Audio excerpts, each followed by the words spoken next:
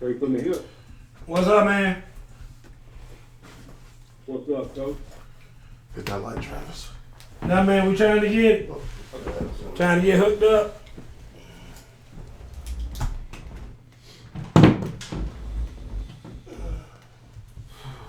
You still there, Curtis? Yeah. Okay. Just making sure. Who's in the building already? Hey, Miss Peavy. Oh, Mr. and Miss Peavy both in the building. That's what I'm talking about. The Peavy family. Hey, OJ, y'all still in it? Is Hebrew still in it? Yeah, they still in there. They hanging in there. Yep. Good. They hanging tough. I like to have Gwinnett County in there.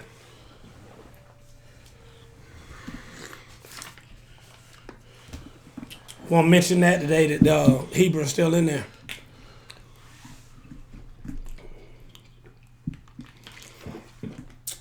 Gotta stay hydrated, you know.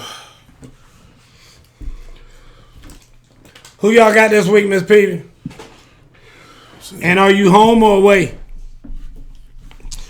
I think they are. I didn't put it on if they were home or away.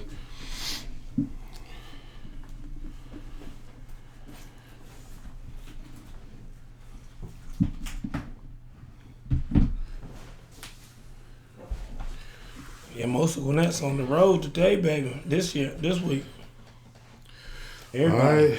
Sam Kingsbury in the building. What's up, Sam? 1 minute until showtime. Oh, Mr. Peavy got his top fan notice. I don't know how Miss Peavy ain't got one yet. I I mean, don't know how Terry, but click that thing, make sure Terry's on there. She might be out today. Terry Davis. oh, fellowship in a way. Okay. They on the road. You said it right. Road Warriors. Oh, you got your music ready? Yeah, I'm ready. You gonna scoot in so you can make sure you. Oh, get it. my bad. I thought I was in. No, you good. Oh, this thing blocking my face bad today. Hey, Dad. This microphone. Make you feel better now. Yep, Here we go. it does.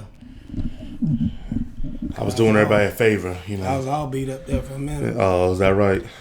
You know. I'm tired. Look at that. I'm tired. I need Oh, here we go. Here we go. Your show will go live in 5 seconds. I don't know, Miss Peavy. What'd she say? Why she's not a top 2, fan? 1. Ooh, what we got going on today, Waiting on the Coach? music. Radio. All right. This is a special request. You know, if you got musical requests, you can send it in to me or Coach. We'll make sure we get a little, you know. Hey. That's that funk. Y'all know nothing about that. You gotta be a certain age, you know that. If you ain't 50, you can't really appreciate that. I know Mr. Peavy. He just like me. He bobbing with that music. We're playing this in honor of Travis, because I think he may get slaughtered again today. Ain't no doubt.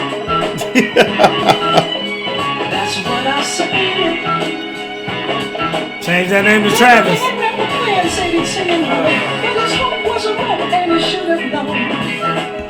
That's that funk. Go ahead and cut that joke. All right.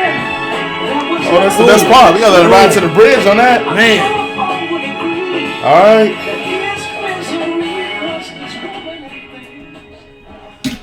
Welcome to Straight from the Hip. I'm right. your host, Coach Gerald Boo Mitchell, coming to you live from Sugar Hill, Georgia. Here with my co-host, Mr. Jason Allen, back in the building again today. This is episode 7. We're doing episode numbers now, so we on 7. Episode 7. Yeah. We don't have to rebrand from 7 weeks ago. Yeah, we've been doing it for 3 years, but this is episode 7. Yeah, this is episode 7. Again, it's the rebrand. Everything's Terry, rebooted or being remade. Hey, Terry. We rebooting, man. We Okay. rebooted. Whatever we did, this is episode 7. Yeah, episode 7. According to Jason. I think it's episode 107, but Jason says episode 7. So Hey, it's a episode reboot, 7. man. When you erase something that happened before, Yeah. you come back fresh. Okay, I ain't erased You it. know. That's like a Falcon fan. We'll talk about that later. Just want to erase what happened before and just start all over. But anyway, we're being brought to you by the Playbook. Follow us on Twitter at Playbook Athlete. Also in the building with us, we have Mr. Travis Butler sitting over here. I'm gonna deal with him in a little bit here because he's talking crazy today. So we had our little 5-minute meeting that we have every day before the show. It's 5 minutes for coach, guys. Let's keep this straight. Me so- and Travis is a lot longer. It's 5 minutes for Fifi coach. in the building. Hey, the Listen. Goodson. Hey. Yeah, we got to kind of change things up a little bit. What? Y'all throw page 1 away. Go to plan B. Fees in the building. Because we were gonna talk ugly about Tyler Goodson today. Oh, yeah. We're going to talk about it. Yeah, we had to throw that away. 2 pages. We're gonna talk about all the mistakes he's making at Iowa. Oh, Lord. And how it's a mistake for him to be playing right now over them other kids. But we're gonna go to plan B. Oh, Tyler's so good, he's so good. Anyway, Hey, Tyler balling, man. Tyler's doing this thing. I'm very proud of Tyler. Anyway, come on, let's get this first and 15. Let's go ahead and rock with this thing. All right. Opening segment as always. First and 15. First and 15 is where we will talk about some current events going on and go over it a little bit. The first thing, I had one that I wanted to talk about going into this week, just looking at all the play and the quarterback play this week. And then I did watch a little bit of college and all that. And so on our text thread between Coach, myself, and Travis, I texted him and I said, I want to talk about the evolution of the black quarterback and how I think that eventually it may become the archetype of what a quarterback should be in the NFL. Mm-hmm. So as I started doing that and my brain starts twitching and that, I start going deep into from the archetype. Now, when I say the archetype of the black quarterback, we're mostly talking about quarterbacks that are typically more mobile, usually have pretty big arms, and sometimes the stigma or the negative against it is that they're not as accurate or they don't play within the system as well. So first thing I looked up was like, where did this whole stigma come from? Because surprisingly enough, the first colleges to adapt the pro system at the time were HBCUs. Okay. Which a lot of people don't know. Grambling was one of the first leaders in doing that because a lot of their kids weren't being moved to the NFL because the stigma was they didn't run a pro offense or wouldn't be able or be smart enough to run a pro offense. Okay. The most people remember Doug Williams. Mm-hmm. He's probably the most prominent Grambling quarterback that came out of Denver. But anyway, so after that, I started looking at it. And so as time's gone on, I figured, why are we having such an emergence of this type of quarterback? Mobile, big arms, can throw, can get out, can play off script, can play on script. And I thought, I came to the conclusion is that offensive line play has been so bad in the NFL because you're no longer allowed to hit. Practice is hard. Contact is no longer really there as much. Offensive lines aren't what they used to be back in the day where you provided a nice, solid, good pocket. Now, because of the way the league is now and how it gives a little bit defenses a little bit of advantage on the defensive line, you need a quarterback back there that can get out of trouble, that can get out of the way. Mm-hmm. And so now we're starting to see offensive coordinators cater their offense around getting quarterbacks that can move, get out of the pocket, and play off script very well. I think probably the best in the league at doing it right now is probably Russell Wilson playing off script. And so I thought to it, I told Coach and I'm like, I can see a time in 15 to 18 years where 60% of the quarterbacks in the league will be that archetype of what they thought the stigmatized black quarterback would be. And I say this when I didn't say that 60% will be black quarterbacks. I said the archetype because you can look at a Josh Allen, white guy, Buffalo Bills quarterback, a Mitch Trubisky. Those are some of the play. I mean, he's terrible. Yeah, that's a bad. But they are still the archetype. They're archetype of that kind of quarterback that you wouldn't have seen 20 years ago leading a franchise like deliberately. Mm-hmm. So I wanted to see what you thought about that, Coach. My thought is 60%. I say 15 years, 60% of the league quarterbacks will be those type of players. I don't think so. I mean, it might be those type of players. Your argument, I thought, was about it being that 60% will be black quarterbacks. And I don't think it'll be black quarterbacks because you still got the Baker Mayfields. I mean, that supposedly was his main strength. Right. But, he's not that drop back quarterback guy. He's the one that runs around and, extends plays and finds guys open and then does the Brett Favre, throw it across the field, kind of wild and crazy kind of stuff. And I think that there are a lot of those. For instance, who's the quarterback, the injured quarterback at Tennessee Titans right now? Mariota. Mariota was supposed to be that kind of a guy. Right. He was supposed to be a guy that was going to extend plays, et cetera, blah, blah, blah, blah, blah. So, and I agree with you on some of the things that you're saying about the NFL needing that type of a quarterback. Right. And I think that quarterback, but I think those quarterbacks are just going to be basically raised up And because when we talked about this in our little group chat, I said, well, there's the NFL still has predominantly white quarterbacks. Right. And their farm system, which is the NCAA, has predominantly white quarterbacks as well. So, I mean, what they'll do is they will just say, listen, if you want to go and play on the next level and play in the NFL, Right. you're going to have to be faster, you're going to have to be this, that, the other. So they're just going to start looking for those kind of kids to play quarterback. Right. I mean, don't get me wrong, you're going to have your guys that are in the Colt, that run the wing T and run that type, the Army, Navy, all the service academies run the wing T. Georgia Tech, under Paul Johnson, ran the wing T. There's going to be those guys that are out there, and if they're anywhere coaching, they're going to run the wing T because they believe in the wing T. That's what it is, and that's one type of offense. However, everybody else is going to do what they should do, which is evolve with the game, right? Which is to be a more multiple offense, if you will. Have a manner in which you can run the RPOs. Everybody's running some type of RPO. Everybody except the Colts are running, not the Colts, COLTS, the CULTS. Yeah. Are running these RPO type offense where you can either run or pass. Offensive linemen are blocking. They're allowed to be 4 yards down the field. You fake the ball, raise up, and throw it before they can even get 4 yards down the field. Right. The kind of offenses that Nick Saban hates. Nick Saban's a good. Well, example. I was going to my next layer of it. Right. He's a good example. He's kind of in the Colt. He's not going to run that much RPO, but you do see even Alabama running some of the same stuff that Saban hates. Well, hurry up, RPO type offense. Well, also Tua is the archetype that we're talking about before he was injured, and then like I said, just people that joining us. I see Casey Mitchell just joined in. Oh yeah, good. Mrs. I'm glad Soto you're just here, joined us. We're talking about the evolution of the black quarterback and how I think in the next 15 years, 60% of the league is going to be that black quarterback archetype. Again, I'm talking mobile in the pocket, can get around, can run, have a big arm, and can make plays off script and on script. Yeah, that sounds like Aaron Rodgers, but go ahead. Oh, see, you always trying to get a white man credit. No. I already know what you're going to try to do to me. Well, no, I was going to say, one, when you make the you spoke about Marcus Mariota, again, Marcus Mariota is a guy that didn't have an offensive coordinator that allowed him to play the way we're talking about. I agree. And I think that's the biggest evolution I'm talking about is that we're having offensive coordinators now that are making offensive systems around a quarterback with the skill set, where 20 years ago it was, okay, you have the skill set, but we need you to be this quarterback. Okay. And now they're saying, no, you know what? We need you to just to be a little bit of that. Maybe 1/4 of you needs to be that when you begin, but we're going to give 2/3 of you, 3/4 of you is going to be what you're normal and used to. And I look at the example of Russell Wilson. Early on, he was always an accurate passer. But his passing yards weren't great. He would most time make moves with his legs, get a couple yards here and there, keep the chains moving, and relied on the run game. As we see now, he's evolved year after year. I think he's in his 8th or 9th year. He's making more plays with his arm, less with his feet.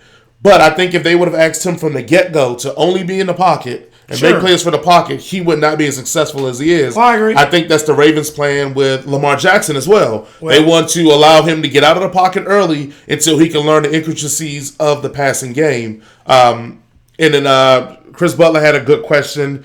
He was saying, what do you think about coaches, how they approach black athletes now as potential quarterbacks now instead of the receiver or running back that they used to do? Well, at the end of the day, this is what coaches in the NFL and anywhere else are understanding.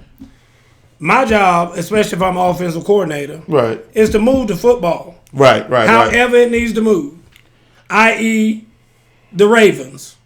They don't care about that Lamar Jackson can't throw the ball 10 yards down the field. It's just like, dude, get the ball moved down the field. Whether you can run it, throw it, it doesn't matter. Just move the football. Right. And moving the football translates into winning games. So, I mean, it's good. The bad coaches out there, the Chip Kellys of the world and all these guys who have a system and they got to have a quarterback that can fit their system and whatnot, that's who's going to be extinct. Is those coaches that don't adapt the system? Who don't adapt. Because at the end of the day, like you said, why would you have this quarterback out there who's a superstar, can do these things, he's great, but he doesn't fit our system. Right. He's the best quarterback in America. Yeah, but we don't want him because he don't fit our system. That's a coach that's going to be unemployed real quick. is that guy. Because the bottom line is at the end of the day, you want to get the best player, i.e. Kyler Murray. Mm-hmm. You know what I mean? That's why they picked him. Didn't listen to what anybody said about him. Oh, he's too short. He's too this. He's too that, whatever. Arizona picked him because he is that guy.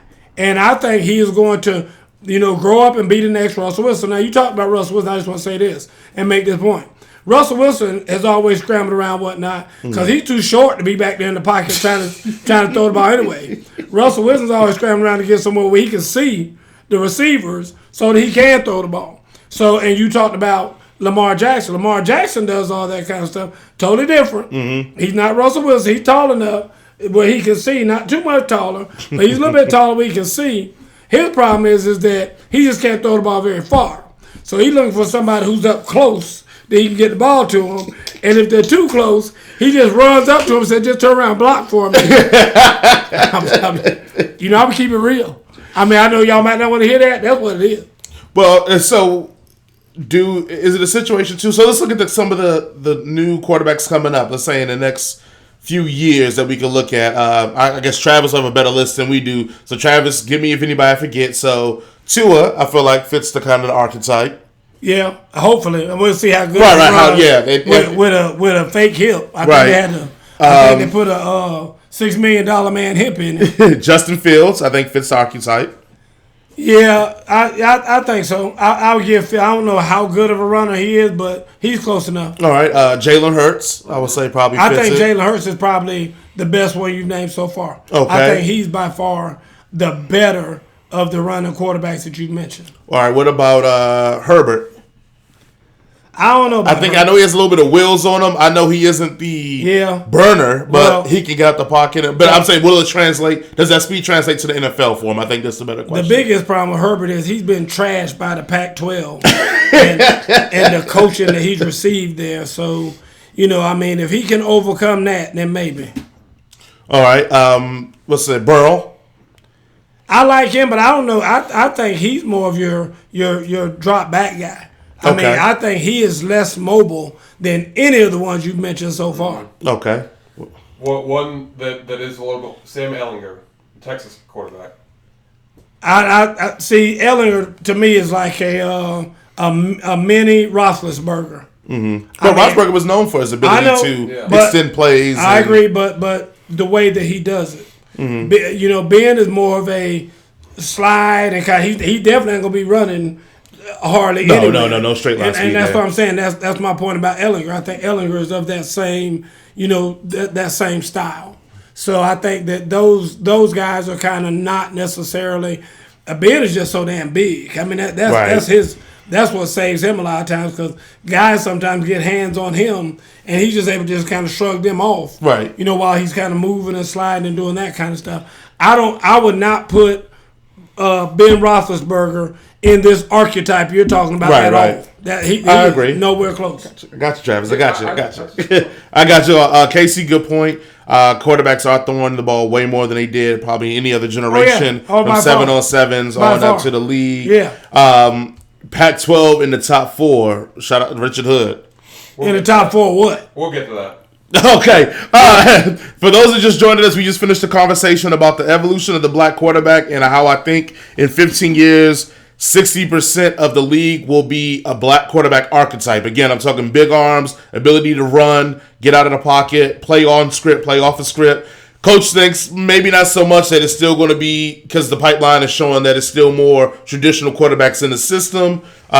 So again, we wrapped up. Look at it on YouTube. You can go back and hear the whole conversation again. We had some good points on there, and we'll go from there. And let's go on to our first break, and then we will start talking about high school scores. Thank you for listening straight from the hip. I'm your host, Coach Gerald Boo Mitchell. Come to you live from Sugar Hill, Georgia. Here are my codes, Mr. Jason Allen. Travis on the ones and twos over here, about to get slaughtered. We need to be playing some soft music, because Travis about to take one on chin today. Brad Davis in the building. What's up, Brad? I'm just going to let y'all know. Who is that? Who else is that? Michael Jackson? Yeah. Michael Jackson, what's going on? So it's a lot to talk about today. We getting ready to get into this high school thing. Then we got some college and some pro coming up. So y'all stay tuned. Y'all know I'm going to have my little speech at the end of the thing. I'm just going to give a little lesson tonight. Not going to get keyed up. Oh, okay. Nice and cool today. You sure? Cool today. Can you promise that? I almost can. Almost can. All right, so we're going to get right into the next segment. Game day. Game day is where we talk about some of the scores from high school, and we know it's the playoffs going on right now, so we have a lot of 7A, and then I got a couple other teams that we usually typically talk about. Yep. So to start off, we got Mill Creek beat Roswell 41-17. That was a beatdown. All right, Marietta beat Milton 38-24. A little closer than I thought. Milton hung in there with him. I said Marietta was going to win. I think Travis picked Milton. Right. But yeah, Marietta got him. Marietta did it happened just like I said it would. Wasn't Mark Milton the defending champs? Yep. Okay. Yep. Well, ding dong, the witch is dead. Yep. All right. Archer beat Cherokee 45-14. That's expected. Parkview beat Colquitt County. Upset of the week. Yep. Yeah. Nobody thought Parkview could do it. I picked Colquitt. I remember I picked Colquitt. Right. I think because again, Colquitt's been there a few times, and I thought Colquitt was going to do it, but Parkview put it to him. Hats off to Coach Godfrey over there and his staff, Philip Godfrey. Good job. All right. Grayson beat East Coweta 42-21. Yeah, that was expected. Mm-hmm. All right. Lowndes beat Norcross 44-14. Yeah, it probably could have been worse. Coach Mack probably took it easy on him. North Gwinnett beat Walton 60-10. Listen. Here we go. I heard it was 45-0 at halftime. 45-3. Oh, excuse me. See, that's how rumors get out. Yeah, see. Oh, my bad. Wait. I texted 45-3. Okay, so, yeah. but this is my thing. I'm trying to hype up the show, man. Y'all over here hating, I'm man. just saying. Walton was a good team. We caught them on a bad night. Yeah. It was a bad night for them, good night for us. Right. Every now and then you slip on banana peel, and then things happen. All right. McEachin beat North Forsyth 42-14. Yeah, I thought it was going to be worse than that, to be honest with you. All right. Decula beat Glenn Academy 42-20. Yep. And so Decula has Lee County next week. Ooh, that's going to be tough. Beaufort beat Ware County 34-6. I don't think anybody thought it was going to be that bad. But like I said, good job, Beaufort. Beaufort has Carrollton next. Carrollton next. That's going to be tough. And Hebron beat Mount DeSales 35-6. And Hebron has Fellowship of Christian next week. It's an outstanding job by Coach Saturday. Jeff Saturday is the head coach over there at Hebron. And they're doing their thing. The Peavy son plays over there. Mm-hmm. Justin Peavy. Chauncey Rogers, his son plays over there. Demetrius. And, they pretty much a two-man show over there. But they're handling their business. Yeah, Casey, Colquitt lost. And then Casey said we shouldn't call it the black quarterback archetype. We should call it a dual threat. Casey, you smarter than that. We know what dual threat used to mean 20 years ago. Yeah. Let's stop it. I mean, come on. I'm with you, Casey. Come on, let's go. All right. It's some new news that happened. Well, yeah, it is. There have been some coaching vacancies in high school football. It happens every time about this year, or this time every year. Alpharetta lost their head coach. Coach Nichols was actually fired. Mm-hmm. Over at Alpharetta. Okay. And then also Todd Wofford, the newspaper said he had resigned and stepped down, but rumors are too that he had been fired also. Okay. After 10 years over at Central Gwinnett High School. Any word of any foul play or just performance based to your knowledge? It's always some words out there. I ain't gonna repeat none of it. If I can't corroborate it and confirm it, I'm not gonna repeat none of it. But it's all kind of stuff going on like that. So I'm messy, really so I like it. Yeah, I know. I don't really want to. You don't have to give me the tea after we get off. Yeah, I know, but I don't want to put no poison in that tea. So that's why I like to make sure my tea is good when I'm drinking it. So, Del Dino said Marietta with another dominating win over Mill Creek. So, y'all here repping. Oh, you're trying to talk about what's coming up. Yeah. He getting into your next segment. Yeah. All right, so that's the news. I wish those guys and coaches the best. Never want any coach to be fired. We may say that on the show, but we know there's a lot of families and other people involved, staffs involved, and we never like to see that, but it is what it is, man. It's part of the job in the game. Yeah, I ain't ever going to say that about a high school coach, that I want one of them to be fired, or they need to be fired. Because, high school, that's totally different. Now, all these millionaire pro coaches and whatnot, these college coaches, I'll tell you in a few minutes who need to be fired in college and in the pros. Just give me y'all stay tuned. Brad said, did we talk about the what ifs if North Gwinnett beats McKinnon and Lowndes beats Grayson? Brad, we're going to get there. If you listen to last week's show, Brad, he already let you know how it's going to go down. Here's my thing. And it's what I was taught by one of my high school coaches. I don't go by the if thing. So my high school coach, you tell me, what I tell you all the time. If a frog's ass was made of glass, he busted every time he hopped. All right, now, next week's games, we got Mill Creek at Marietta. That's going to be a good game right there now. And especially, I think that, and the reason I'm going to go with Marietta is because it's at Marietta. If that game was at Mill Creek, I'd go with Mill Creek. All right. But I'm going with it simply because they're going to be at Marietta. I think that's how close that game could be. Archer at Parkview. Ooh.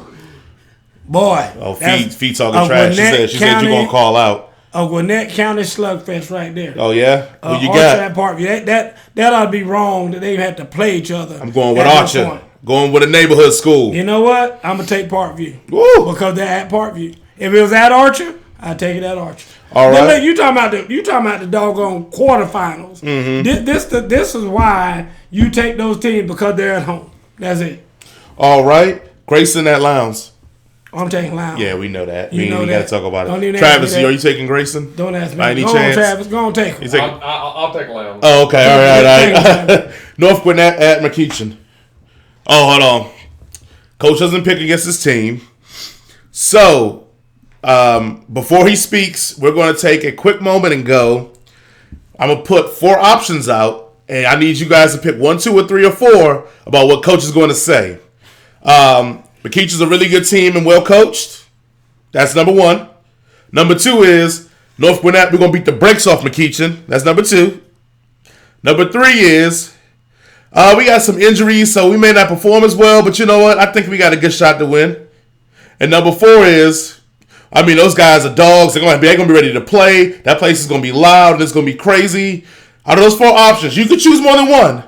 What is more likely to come out of Coach's mouth? I'm going to give everybody a few seconds here, and then we'll go in. And so, tick, tick, tick. I can't wait for this. Tick, tick. We're going to give everybody 10 seconds to put up. I'm pretty sure, Travis, you're going to have your choices of what you think what's more likely to come out of his mouth. I'm going to say 2 and 3.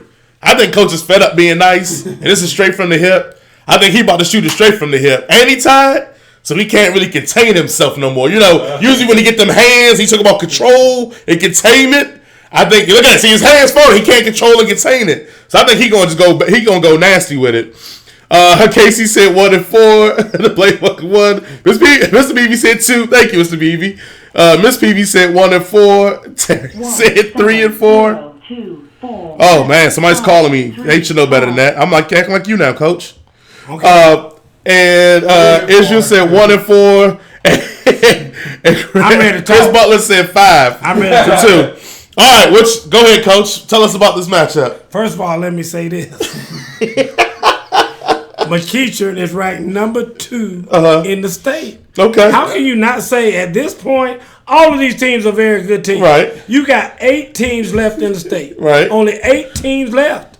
Out of all the teams out there, you got 8 teams. It's 8 regions. And all regions have, 7? So, do the math. Okay. Out of all these teams, you got 8 teams left. Mm-hmm. All these teams are very well coached and good players. There ain't no doubt about that. Right. So I'm going to talk about Franklin Stevens, though, the coach. The man has won state championships over at Tucker. He's a really good coach, huh? He's a dang good coach. He's going to have those guys ready to play, right? Have them ready. Ain't no doubt about that. They got 2 All-Americans on the team. Okay. And I'm telling you this, here's the thing about it. Right. At this point in the tournament, it's about attrition. Mm-hmm. Because, see, a lot of people aren't conditioned to play a 13-game season. Yeah. Everybody conditioned for a 10-game season. This game, 13. If you're going to win a state championship, you got to play 15 games. Yeah. That's a season and a half. Right. And, how many times can a lineman's toes be stepped on? Foot broken. A lot. Broken fingers. Yeah. Taping up fingers to each other. Doing all that kind of stuff because your team is beat up and battered. We're beat up and battered. They're beat up and battered. At this point, that's just the way it is. So, like I said, a lot of times it's just a matter of who can just survive. It's just a matter of survival to get to the next game. And everybody wants to talk about, well, Coach Boo, next game, if you get there, you got to play against Lowndes County. Yeah. I'm not even thinking about that game. Right. I mean, how can you possibly even think about that when you got to go to McEachern? Right. Now, over there at North Gwinnett, we have a little history on our field where we hadn't lost a home game in 3 years. Oh, wow. But now we're going to McEachern. Dude, it's tough. This going to be a tough test right here. So, Travis, what was the tough winner? Test right here. What numbers were the winner? 1. Okay, 1. Coach, good coaching. Is going to be ready to go. I think one's the only one he hit today. I think he didn't get the 4, where usual. Yeah. I think it's going to be some dogs. I don't think he got there. He took the All-Americans. I thought he was going to go with the dogs, but he didn't go with the dogs. They got some dogs, though. There we go. Ding, ding, ding, ding, ding. There we go. Y'all are full of monkey boo-boo. I'm telling you right now. There gonna be some dogs out there. If you don't think there's gonna be some dogs at McEachern, Yeah. Dude, I'm telling you right now. It used to be, and it probably still is, half the track team, which was normally the state winning track team, is the football team. Right. It's the football team. I'm telling you, them jokes can't run. Mr. Gusson said they North Gwinnett thrashing McEachern. Okay. They don't have no weapons. Yeah. Said stop them machines. Yeah, Come on, man. You haven't watched no film. Obviously, you haven't watched no film. Now, we don't talk about that kind of fan, right? That's just a jackass. That is a jackass. You might get jackass of the week, Mr. Gusson. Hey, we ain't brought that back in a while. We maybe need to bring that back. Okay, well, then we're going to take our next break. Naturally, like always, I'm going to switch out. Travis is going to switch in. Travis is going to get his minute to talk about what he wants to talk about. Then they're going to jump right into college football or college sports in general. So I'm going to go ahead and hit the break, and then we'll kind of go from there, Coach. All right, here we go. Thank y'all for listening straight from the hip. This is your host, Coach Gerald Boo Mitchell, coming to you live from Sugar Hill, Georgia. Jason and Travis are making that switch they do so the Travis can get slaughtered. Oh, yeah. I mean, we do this every week, and I always think that, every now and then I run into somebody in the grocery store or something, they'll say, Coach, why do you do Travis like that? I said, first of all, I don't do Travis anyway. Travis brings this on himself. Because, I would think that somebody who watches as much as Travis watches should have a little bit more to offer. That's just me. Now, y'all let me know if I'm right or not after this segment. Come on, Travis, what we got? Hold on. All right. Travis got to hold on. Come on. Oh, no, Travis got his minute. Let me get the clock yeah, right. give Travis his minute. I want to hear his minute. Hey, can I run downstairs and get some hot tea? While Travis does that's fine. Yeah. We ain't got to worry about. Thanks, Coach. Travis, your minute starts now. Yeah, so I just want to talk about real quick college basketball season starting up. God, here we go. Give him his minute. I have to talk about a minute. My bad, go ahead. I think I talked about this last week. College basketball is starting up early preseason, not preseason, but early tournament season, holiday tournaments are starting up. So I know college football is ending. Just kind of giving a heads up. Looks like we got about 2-3 more weeks of college football to a bowl game. So college basketball is starting to warm up. Did have another upset today. Michigan State, top 5 team in the country, lost today. So nice little upset again, just like Kentucky did a few weeks ago. So I know we will be talking about college basketball probably after college football ends. Just want to give everyone a heads up. Keep watching. We will be talking about it. So not much else to say. I want to give everybody a heads up too. We always talk about football, even in basketball season. So we talk about coaches being fired. We talk about rumors that we're hearing about people transferring because football is football, right? And basketball is basketball. Now, and only a fool is watching college basketball right now. If you watch basketball before Thank you, March Miss Davis. Madness, Thank you. If you watch college basketball before March Madness, you're a fool. Because it's going to change.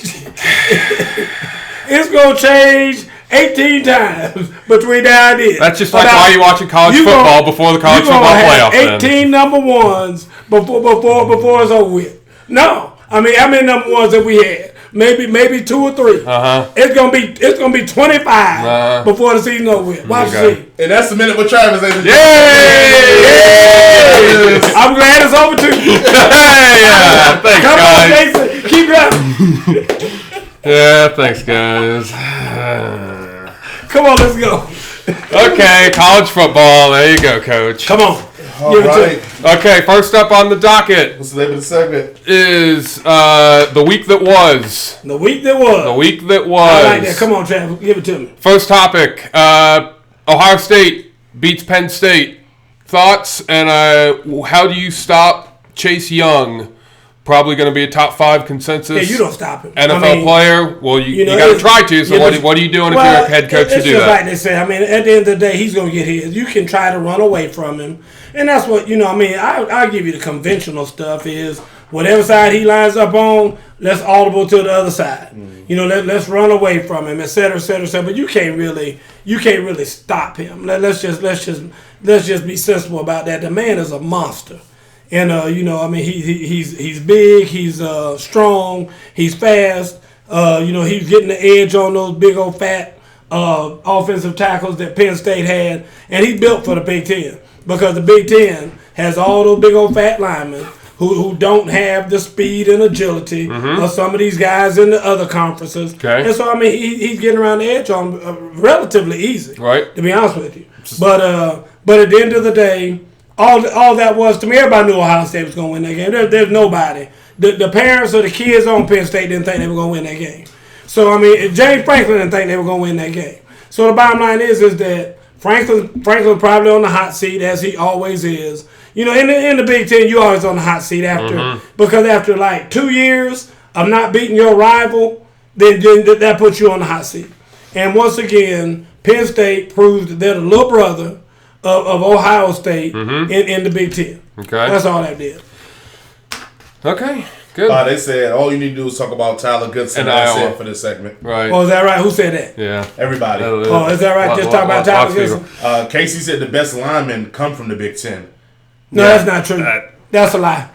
That's a lie. So one thing I want to talk, what you just said, so you're saying that if Chase Young was in the SEC, he wouldn't be as good of a player because he'd be playing the SEC lineman. He wouldn't have the stats that he has. Okay. In that he's getting in the Big Ten. I'd tell you that much.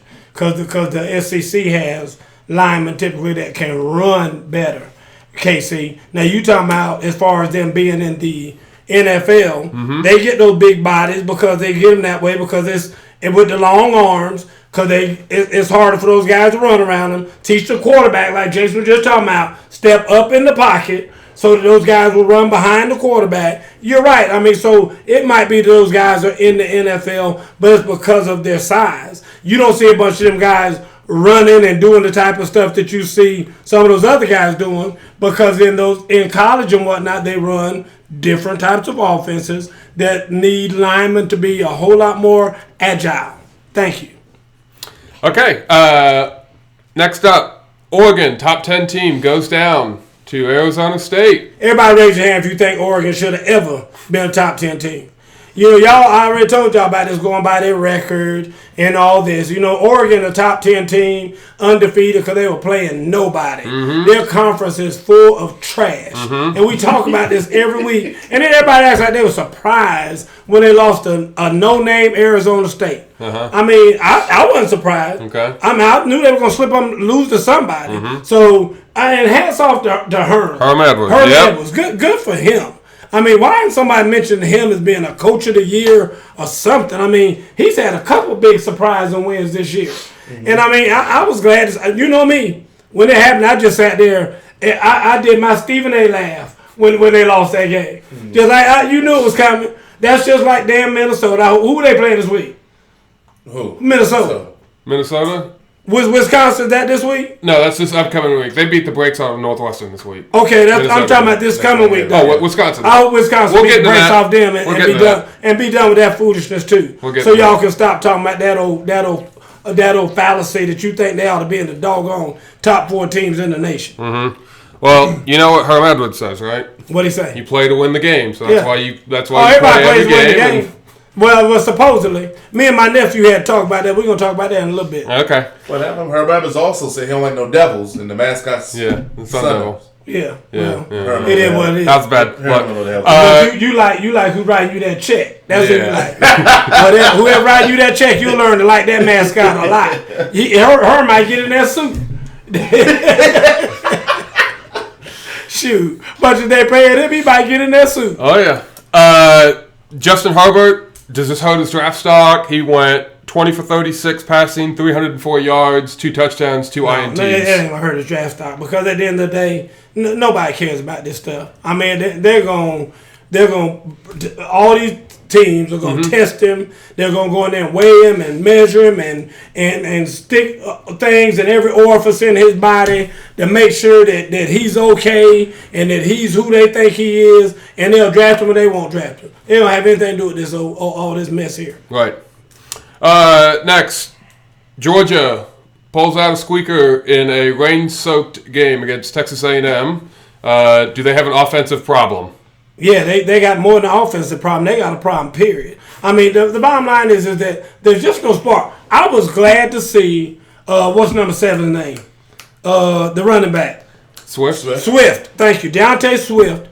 Yeah, I was glad to see him almost get in a fight with the quarterback. Mm-hmm. And then after that little spat they had, he turned it on. Yep. I mean, he actually caught some fire and was running the ball, closed out the game for him by, getting first downs and whatnot. I mean, I think they handed the ball to him like 10 consecutive times, and he just running. And, I mean, just running hard. Mm-hmm. And it's about time somebody on that team showed some kind of emotion.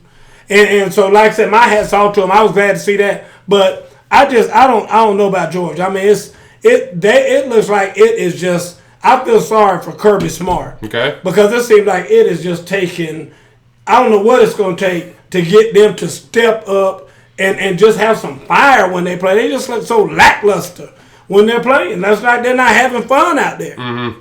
You think some of that's the offensive coordinator, or do you blame that solely on the head coach? Oh, that's on the head coach. Okay. I mean, the head coach has to get your team fired up and ready to play. I mean, that's his job. Okay. I mean, at the end of the day, he has the offensive coordinator, defense coordinator. That's why I don't really care for former coordinators being coaches like head coaches, because I'm sure he's dipping on that defensive coordinator, making sure that they're doing things the way that he would be doing them. And you can't dip like that. You can't dip. You got to be that guy who's taking care of both sides of the field. Right. And so you can't say, well, George got a great defense, but that offense struggling. That's on you, Kirby. Okay. All that's on you. Okay. Is Fromm a top first-round quarterback? Not if I'm picking. No, not ditto. No, not for me. I mean, not if I'm picking. I'm just telling you. Not for me. No way. Not in my book. I don't know if Mo Goods say, absolutely, them being a first-round quarterback or just to a previous statement. But okay. He ain't no first-round quarterback. Not for me. No, not for me either. Yeah. Last up on the dock for this topic, Oklahoma squeaks by another one, looking like they're just trying to hold on every game to win, but at the end of the day, they're getting that W. Yeah, but they ain't no top 14. I'll tell you that right now. Okay. I mean, they ain't gonna be in no college football playoff. They'll be the what's the name? UCF. They'll be UCF this year, because they ain't getting in there. I can tell you right now. Condoleezza Rice, she watch this show right now doing like this while we. Would you take Oklahoma or Oregon right now? You're right. I'll take Oklahoma. I'll take any other conference team over anything out there in the Pac-12. Okay. Anything. I'll take Oklahoma over Oregon right now. Baylor over. You take Baylor I'll take Baylor too. I'll take Baylor too over Oregon. Oklahoma over Georgia? No. Oh, okay. No. Okay. I sure wouldn't take that. Okay. And please don't say anything about Texas. Jerry Vadner. I wasn't going to bring up Texas. Good. Okay. Okay. Next topic. The week coming up. First up on the docket. Come on. Ohio State versus Michigan. The game. This ain't going to be no game. You know good right now. They're going to beat the snot out of Michigan. And, I'm not even going to talk about it because they're going to say, well, Jim Harbaugh's job is going to be up. That's what I was going to talk about. That's what everybody says. But at the end of the day, I don't know if Harbaugh has pictures of his boss with a sheep or what. I don't know what he got. But for some reason, they're not going to fire Jim Harbaugh for a minute anyway. Because at the end of the day, he's winning enough games to keep the folks around there kind of happy. He's an alumni there. He grew up around there, whatever. I mean, he's Jim Harbaugh. Right. And I think he'll leave on his own terms. I don't think anybody's going to fire him, whatever. So it's going to be what it's going to be. So you think 9-10 wins every year is okay for Michigan? 9-10 wins, and no, they ain't going to beat Ohio State. That's why I think this game is what it used to be. It used to be like, there was a lot of trepidation and a lot of tense and and all this. It ain't that way anymore. Because everybody just sitting back like, how much is Ohio State going to beat them by this year? I mean, it's just like, let's do the whole Vegas thing and all that. And we're going to talk about Vegas in a little bit too.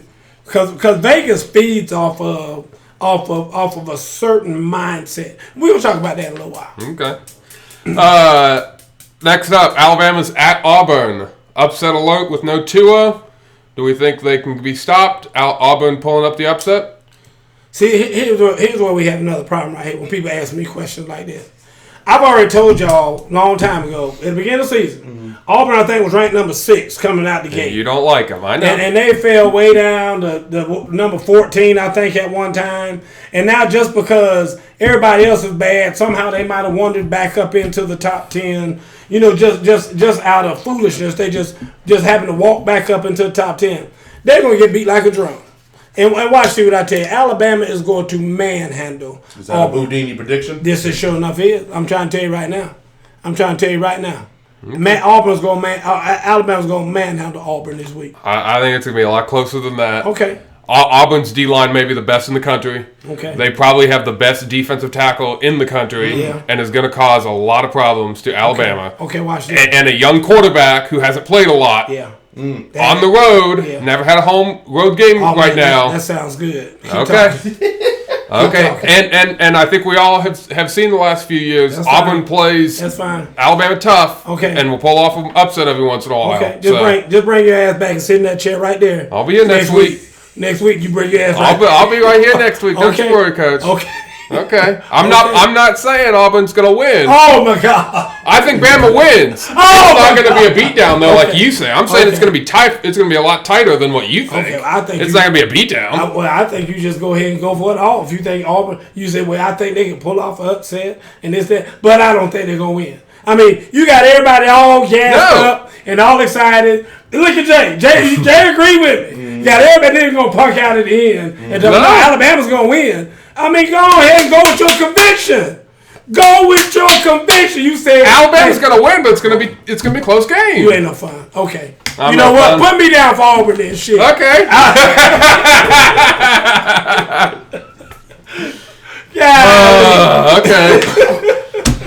Okay. Wisconsin at Minnesota. Winner wins the division. Plays Ohio State in the Big Ten. For Minnesota, they still got a shot, outside shot for college football playoff, but they need this game. They ain't got no shot. But anyway, I'm going to go to bed tonight, and I say my prayers, and I'm going to pray to God that Wisconsin beats the brakes. What's that big old boy they got, the running back? Jonathan Taylor. John Taylor. I hope John Taylor runs for 600 yards. He ran for over 200 this weekend's Purdue. I hope all they do is just hand the ball to him, and I hope he just like a ramrod just destroys Minnesota so we can get through with that foolishness. And that way we have to even talk about them anymore. Because y'all are crazy if y'all think you going to sit up here on this show and say that they could somehow be in the top 4. Man, that's crazy. That's crazy. That's crazy to me. Chauncey Rogers says he's taking Auburn. Good, Chauncey. Good. Chauncey, you bring your ass back next week too, and be right here on this show when it's done. Because I can't wait. And I'm going to talk about you too, Chauncey. You one of them. I'm going to talk about in my final little message I'm going to give today. Okay. Real quick, last one. Oklahoma at Oklahoma State. You see any upset? Again, rivalry game at Oklahoma State. They are ranked. You think Oklahoma could have a look ahead to the Big 12 championship game? I hope they play each other and just beat the fool out of each other, and it ends in a tie. It's just an unbreakable tie. I'd love to see that happen. Like they go into the 18th tiebreak or something like that, and then they just say, you know what? Nobody wins. It's just a tie. Okay. Just leave it right there. Because I could give less than a damn about some Oklahoma State. Okay. Won't even if it's on the channel, I'm gonna switch and start watching I Dream of Jeannie. I don't have nothing to do with that. And last up, top 4. Any changes from last week? Not really. Not for me. I mean, I don't think it's any real change. You can kind of 1 and 2 Ohio State and LSU or whatever, and you can flip flop them or do whatever you want to do. But at the end of the day, the top 4 is still the same. Now the rest of them, like Georgia, wouldn't be my 5. I'm just telling you, not. I couldn't put Georgia at 5 with a good conscience right now.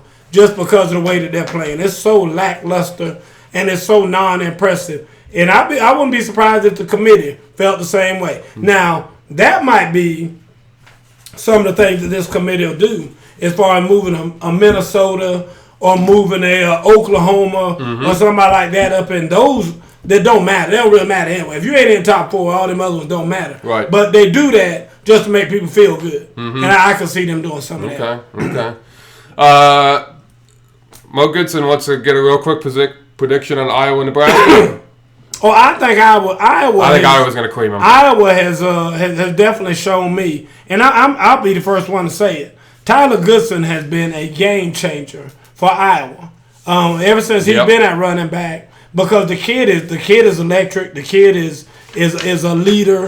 I mean, he played for us at North Gwinnett High School. He's that guy. He's gonna be that guy for the next few years up there at Iowa. And I think he's basically transforming the program. I tell this to people all the time, and that's why I try to really push a Gwinnett County kid. You take a Gwinnett County kid who has been coached well and been in a good program like Tyler has, and then you take and put him on any team in the country, and he will infect that team in a good way. Right. I mean, he will be infectious with his drive, with his work ethic, with his everything that he's got. He's going to give you everything he's got every day. And some of those kids haven't been that way. And he is going to push everybody in a good way, not be a loudmouth and all that other kind of stuff, but lead by example. Right. And I think that's what he's doing up there. And I think it is being infectious on those guys. I think they are understanding now what hard work is. And I was on the come up. Yep. He's doing good. Yep. That's it for me this week. I will be here next week. You damn sure better be. I will. Be. And we'll talk about these conference championship games. Yep, you're going to be here if I have to drag you back next week. I'm here every week. I know. Folks, you're listening Straight from the Hip. I'm your host, Coach Gerald Blue Mitchell, coming to you live from Sugar Hill, Georgia. Here with my co-host again, Mr. Jason Allen, sitting back in the chair. Once again, Travis is picking up his remains as he moves back to his other seat.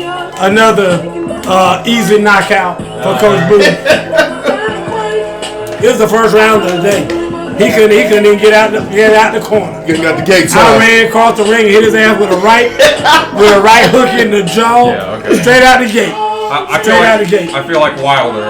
That's it. Just killing That's you. it. You feel like you've been hit by Deontay Wilder. No, I was Deontay Wilder. You hear what Travis just said? Yeah, I was Wilder. He said, I feel like that guy got hit by Wilder. No, I didn't It's fine. Well, thank you for watching Straight from the Hip, and thank you for Miss Hood showing up. She said she almost forgot about us tonight, but I'm glad she could join us. What better place to be here than to be here with us? Terry said, thanks, Travis. I don't know what she thank you for. Somebody got to take that ass whooping. No, she thank you for getting your ass out of his chair and move it back over there. You're welcome, Terry. You're welcome. All right. On to probably the most popular segment of the show, outside of the Minute with Travis. Oh, yeah. Travis' minute was... Your minute was still in the day. The most popular segment of the show, OverReaction Monday. Let me just say that about Travis' segment. The best part of your segment when you said, this is what I talked about last week. I talked about 2 weeks ago, I think. Oh, my man. He talked about 2 weeks ago. I'm giving updates to the Hey, Mo Goodson, I'll hold you to that. Taking an Iowa trip for next one. Ditto. I ain't going no Iowa. And Brad, we talked about Lowndes versus North Gwinnett last week. Boy said, he ought to figure it out, but he said Miss Francis is rooting for Lowndes, so he need to get his act together because she know where her loyalty lies. That's it. I know that's right. She is. All right, so let's go on OverReaction Monday. Let's start off with the Texans over the Colts. Deshaun Watson's the best young quarterback in the NFL. Yeah, it just listen, folks. This is how it depends on how you define young quarterback. Okay. Because see, to me, Deshaun Watson is past being a young quarterback. How many years has he been in the league? What, 3? Is it just 3? I feel like it seems like it's been 6. I mean, he just seems like he is more of a seasoned quarterback. So if you want to say if it's only been 3, I might go with that. Come on. Over Mahomes, Lamar. Well, see, Mahomes only been in there. Sam Darnold. Oh, the next one. I was gonna do Bucks over Falcons, but before we get on the Falcons, I want to say that Watson's third year. Chris Godwin is the best receiver on the Buccaneers team. I would go with that right now just because I haven't seen Mike 13, Evans? Mike Evans. I haven't seen Mike Evans even catch a ball in a long time. I'm serious, and I don't watch a lot, but like I said, even when I watch highlights, I don't see Mike Evans even touching the ball. So I might go with that. And this is the whole thing about it. They were playing the Falcons. So Who would you rather have, Julio or Mike Evans? Mike Evans. All right, next one. Bills over Broncos. John Elway is worse at picking players than the great Michael Jordan himself. Yeah, this is my only thing. Michael Jordan is the GOAT and John Elway isn't, so I don't really like that little analogy there. But anyway, John Elway is bad. I mean, in my opinion. I remember when... Is he worse than Michael Jordan? They probably call each other for advice. They probably call each other for advice. Because, I remember at a time, not too long ago, right, the Broncos had like 6 quarterbacks that were all terrible. And they looked like clones of each other. I mean, they just had a bunch of just sorry-ass quarterbacks. They didn't really matter who played. They were just terrible. People are killing you over, I don't know which one, over the Julio one or you choosing Chris Godwin over Mike Evans. That's KC over the Julio thing. Bears beat the Giants. Is Saquon Barkley's not as good as we thought he was going to be? Saquon Barkley is a bad man. Don't y'all get it twisted. The bottom line is he's a good player on a bad team. You got a sorry ass quarterback. You got no offensive line. I mean, what does a running back need to be good? He needs a good quarterback that can at least throw the ball to keep the defense honest, and he needs some semblance of an offensive line. He has neither. So that's why he's going through what he's going through right now. Actually, Bradley Davis put up to, I think it was yesterday. Mike Evans was one of the receivers to start the first 6-7 seasons with 1,000 yards. So yeah, whatever that's worth for you. Whatever, yeah, yay. Steelers beat the Bengals. This game showed why the Steelers kept Ben Roethlisberger and got rid of everybody else. Well, I mean, this is the thing about it. I mean, it's not that Ben Roethlisberger's that good. This just goes to show how bad his backups are. I mean, get better backups. I mean, these guys haven't even been a viable option. They're like, because I mean, to me, that's a bad analogy. It's just a bad situation. Because I mean, the bottom line is he's not that good. They're just that bad. I mean, take for what. Browns beat the Dolphins. Are you ready to get on that to that bandwagon? That's 3 in a row. You itching to the bandwagon? Weren't we like a week ago talking about how Miami was destined for the first pick? I mean, y'all. No, well, it was the Dolphins a couple weeks ago, and then they slipped on banana peel and won a couple games, and now these dumbasses go in there and beat them, and all of a sudden y'all want to make them. Oh, they're gonna make the Lord have mercy. We're gonna talk about y'all in a minute. Saints beat the Panthers. Is Michael Thomas the best receiver in the NFL? He's not the best receiver in the NFL. He's among them, and I think that he might be the best receiver in the NFL right now. Like, if you looked at it today, he might be the best receiver based on some kind of stats and whatnot. Right. But he's not the best receiver. I mean, Odell. Who would you say is the best? Odell might be the best right now just because, what's the name's gone? Antonio Brown's gone. Okay. Jets beat the Raiders. Raiders need to move on from Derek Carr. He's feeling a lot like Kirk Cousins, not winning big games. I'm kind of with you right there. I had some belief in Carr and whatnot, but yeah, he looked bad the other day, and to lose to Sam Darnold, I mean, good God. Sam Darnold played well yesterday. I know yesterday. But how's he been playing? Like the 8 games? Last 2 games, he's been pretty good. Yeah. Okay, what about the 7 games? You only can talk about what we got right now. NFL's not for long. What have you done for me lately, League? Sam Darnold's done something good lately. Okay. Seahawks beat the Eagles. Are the Seahawks the best team in the NFC? No. You still got the 49ers who they beat. They're trying to make me a believer. They're trying to make me a believer. Oh, we're going to get to that. Yep. Redskins beat the Lions. Haskins is not the guy, and we have a selfie to prove it. Yeah. And that means Jay Gruden was right about why he didn't want to play him. That was just so immature. All these guys, it's amazing to me. Here you go get caught on national TV taking a selfie with somebody while the backup quarterback has to go in there and finish out the game. So people don't know what's going on. So basically he said it was a turnover on downs. It was still one snap had to be played. Haskins had thought they already had won, so he's offered his helmet standing by the stands, taking selfies with fans. And since they couldn't get him on the field quick enough, Case Keenum had to come in the game and take the last snap to take the knee for the game. Unbelievable. But Jay Gruden said he wasn't ready to play, so hey. Titans beat the Jaguars. Derrick Henry is the most intimidating running back in the league right now. It's not Derrick Henry. It's that stiff arm he got. Derrick Henry's right arm is the most intimidating weapon in the NFL right now. Pats beat the Cowboys. Jason Garrett is the worst coach in the NFL for the weapons that he has. I'll go with that. I mean, he shouldn't be a coach in the NFL, period. But like I said, he's bad. He's one of the worst coaches in the NFL by far. Is he the worst? Maybe, but I don't know about that. Bradley Davis says, what a laughable take. I can't believe you just said that Odell is the best receiver and go unchecked. Was that at some point there has to be some production. He got Baker Mayfield for his damn quarterback. How you gonna have some production? He plays on the worst team or one of the worst teams in the league. That'll make you a bad receiver just because you can't get in production because you have no blocking. You have sorry-ass quarterback, young quarterback, who's sorry, which is the worst kind. I mean, at least because Eli was an old sorry quarterback, but he get the ball Amen. 49ers beat the Packers. Aaron Rodgers is at the point of being overrated, and can we stop making excuses for him? He was pathetic last night. I'm with you on that. Awful. Yeah, he did look bad. He looked scared out there, to be honest with you. All right. Garrett is terrible. Well, damn. That was Bradley, not Brad. Oh, sorry, Brad.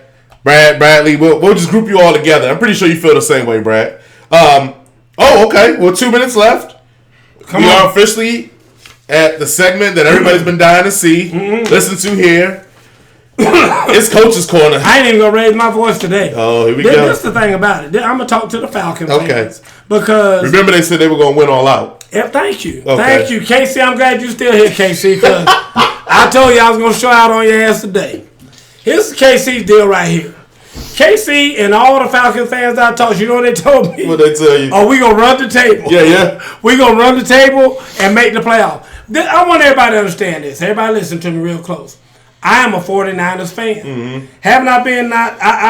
You ain't been on bad about it. I've been very cautious about them. And even at 10-1, at 10-1, I told Jason that, I said, I still can't get down with them though. Yeah. I mean, I'm a fan, but I'm not a believer yet because I don't like Garoppolo, and I'm not a believer because you know why? You cannot have fandom, and you cannot mix it with stupidity. And that's what Falcon fans do. How can you be so stupid to sit up here when your team been getting drilled, been the laughing stock of the league, and you sit up here, we gonna run the table? I mean, let me tell you something. What I said earlier, Las Vegas loves you people. They love you. My dad told me a long time ago, said everybody walks in those casinos and thinks they're going to win this and win money and win with the slot machines and all that stuff. He said, when last time you see one of them casinos close? They must be making money somehow. Mm-hmm. I mean, that's why Las Vegas loves you guys. You guys are the ones that keep Vegas open. You Falcon fans and people like you who would have, why would you have, and let me tell you what, I love you because this is what you do. This is what Falcon fans do. Listen to them, this is what Falcon fans do. We're going to run the table. We're going to run the table. Yeah. And then guess what KC told me today? Mm-hmm. You know what? I don't even mind if we lose as long as we can get one of the top 5 draft picks. What is that? You went from to run the table 2 days ago. Now all of a sudden you talking about being a top 5 pick. That is a Falcon fan right there. If KC, you are the most true Falcon fan. He said, hey, it's just about being smart. At this point, I have never seen anything like it. And that is my nephew, and I love him to death. But if you ain't a damn Falcon fan, and Casey Mitchell, you are the damn jackass of the week. Because I cannot believe you sat there and said that to me less than an hour ago. Shit, we need to get them. We need to get draft picks now. Ain't no need us going 8-8. If we go 8-8, then we gonna be the 15th pick. Is that what you said to me, Casey? I love you. I love you, Falcon fans. Y'all are the dumbest, sorriest ass fans I have ever seen in my life. You don't even want to root for your team to win. What is that? What is that? Oh my God. Folks, we gotta get out of here. Unbelievable. That is why I can't stand the Falcons and their fans. We gotta get out of here. Thank y'all for listening straight from the hip. We'll be back again next week. Happy Thanksgiving. Happy Thanksgiving. Good night, Miss Francis. I guess it is Thanksgiving. Yes, sir. Unbelievable. We just got laughs. Unbelievable. You gotta be kidding me, KC Mitchell. Oh. God, dog. Oh, that's funny. That joke sat there and told me I said, I'm going to talk about your ass on my show. I promise. I promise I am.